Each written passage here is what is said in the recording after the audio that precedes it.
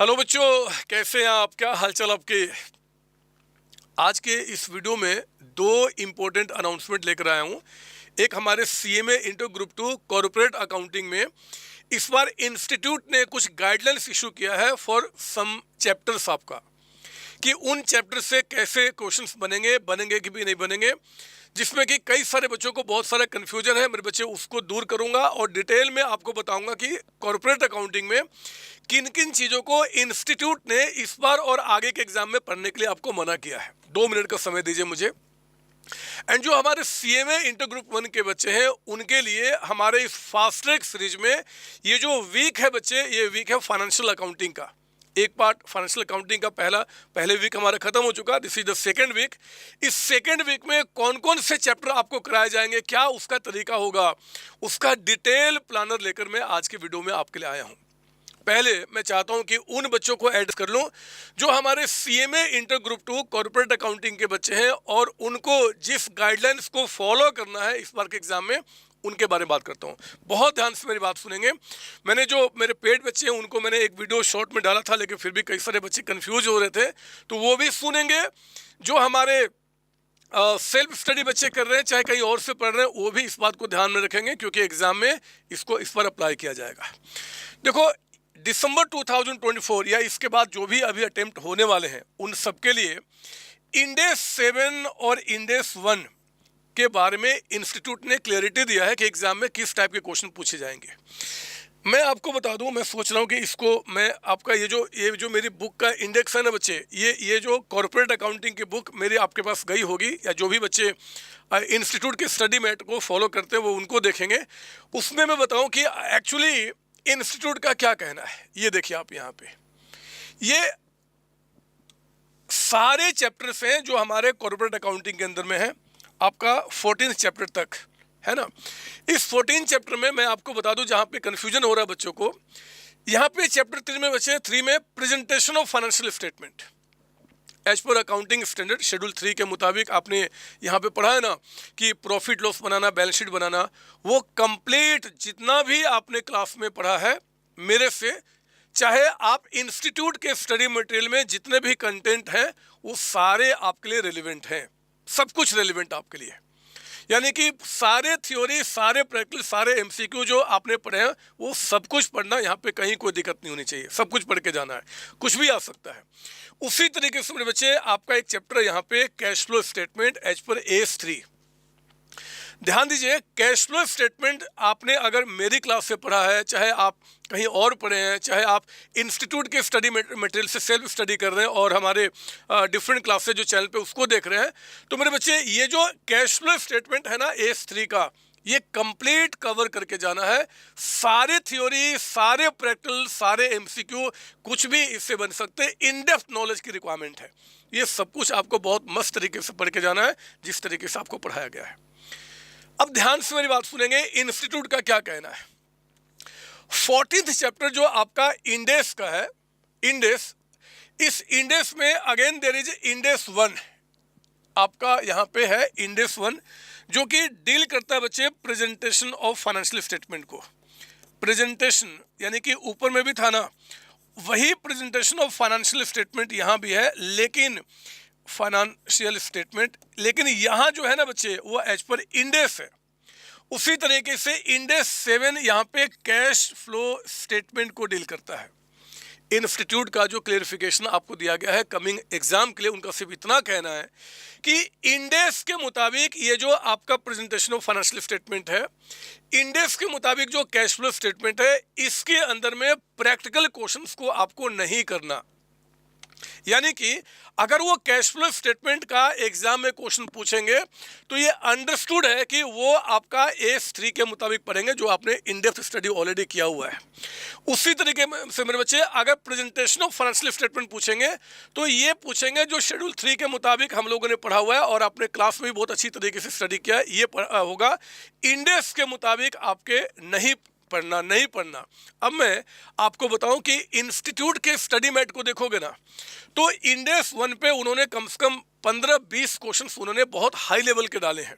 उन्होंने साफ साफ बताया है इस बार के गाइडेंस के अंदर में कि वो सारे क्वेश्चंस जो इंस्टीट्यूट के स्टडी मैट में है और वही क्वेश्चन जो आपको संतोष सर ने भी कराया, कुछ और नए क्वेश्चन को ऐड करके अपनी बुक में, अपने पेड क्लासेस के अंदर में, वो चीज़ अब आपको नहीं पढ़ना है।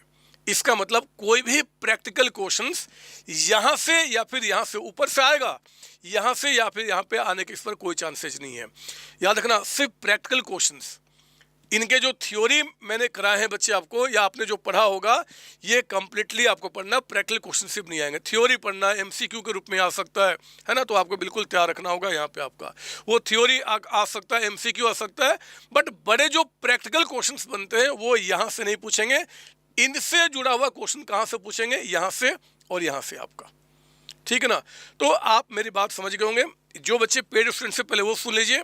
इस बुक के अंदर में आपको मैंने क्या किया है, यहाँ पे जो प्रेजेंटेशन दिया हुआ है, ये आपका प्रेजेंटेशन, ये बिल्कुल आपका, इसको पढ़ाते समय मैंने इंडेक्स का जिक्र ही नहीं किया है।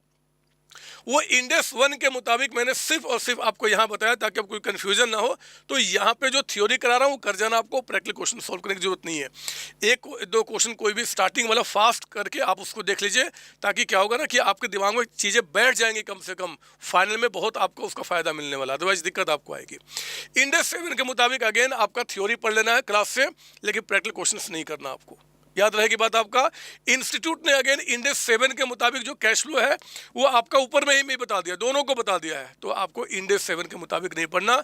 मैं इस बात को अब शॉर्ट कर रहा हूँ, समराइज कर रहा हूँ, ध्यान से सुनेंगे। ऊपर में जो आपके यहाँ पे दिए हुए हैं बच्चे, यहाँ पे प्रेजेंटेशन चैप्टर 3 और आपका कैश फ्लो स्टेटमेंट जो आपका एएस के मुताबिक है, ये सब कुछ पढ़ना है। सारे थ्योरी, सारे प्रैक्टिकल, सारे एमसीक्यू, इन डेप्थ लेवल के क्वेश्चंस आएंगे जो आप तैयार होके जाएंगे। सिर्फ जो लास्ट में अकाउंटिंग स्टैंडर्ड में इंडेक्स 1 और इंडेक्स 7 है, इनके मुताबिक जो आपके चैप्टर, सेम चैप्टर आपके हैं, उसका थ्योरी आपको पता होना चाहिए। एमसीक्यू में आ सकता है, थ्योरी के रूप में आ सकता है, लेकिन जो बड़े बड़े जो प्रैक्टिकल क्वेश्चंस होते हैं उनको आपको सॉल्व नहीं करना। क्लियर ना।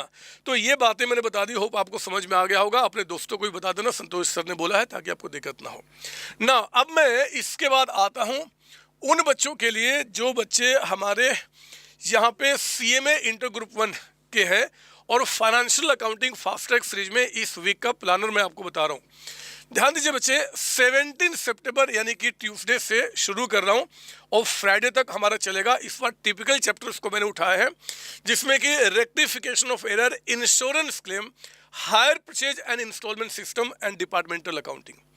बिलीव कीजिए ये जो इस फास्ट ट्रैक सीरीज में ये जो 4 चैप्टर्स मैं कवर कर रहा हूँ, सारे थ्योरी, सारे प्रैक्टिकल, सारे एमसीक्यू जो बन सकते हैं, मैंने ऐसा नहीं कि बस क्वेश्चन की प्रैक्टिस करा दी है, मैंने कॉन्सेप्ट भी आपको समझाया है। ये हायर परचेज में जितने भी कॉन्सेप्ट हैं आपका, स्मॉल आइटम का, बिग आइटम का, जितने मेथड्स हैं, उन सब की मैंने यहाँ पे कवरेज की हुई है। तो मेरे बच्चों, बस एक ही काम करना है कि इस सेशन को ज़रूर देखना है। और आपने मुझे एक प्रॉमिस किया था, शायद आप भूल गए, वो प्रॉमिस था कि रियल टाइम पे आप बैठकर इस सेशन को देखेंगे। मैं हमेशा आपके काउंटिंग को देखता हूँ कि कितने बच्चे मेरी बात को मानते हैं, कितने बच्चे नहीं मानते। और सच बता रहा हूँ, सीएमए डिग्री सिर्फ सोचने से नहीं होता बच्चे।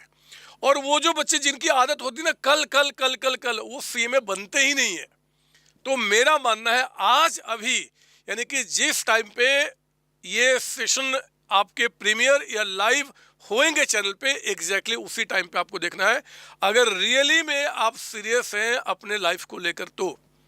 अदरवाइज कल तो कभी आता नहीं बच्चे। बाकी आपकी कॉल है।